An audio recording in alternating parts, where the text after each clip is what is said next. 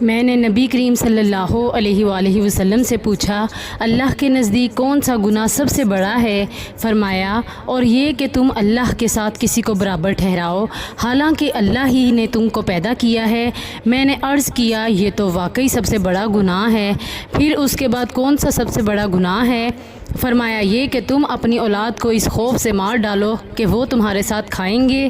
میں نے پوچھا، اور اس کے بعد؟ فرمایا، یہ کہ تم اپنے پڑوسی کی عورت سے زنا کرو۔ صحیح بخاری حدیث نمبر 4477۔ نبی اکرم صلی اللہ علیہ وآلہ وسلم نے فرمایا، سب سے بہتر دینار وہ دینار ہے جسے آدمی اپنے اہل و عیال پر خرچ کرتا ہے، اور وہ دینار ہے جسے آدمی اپنے جہاد کی سواری پر خرچ کرتا ہے، اور وہ دینار ہے جسے آدمی اپنے مجاہد ساتھیوں پر خرچ کرتا ہے۔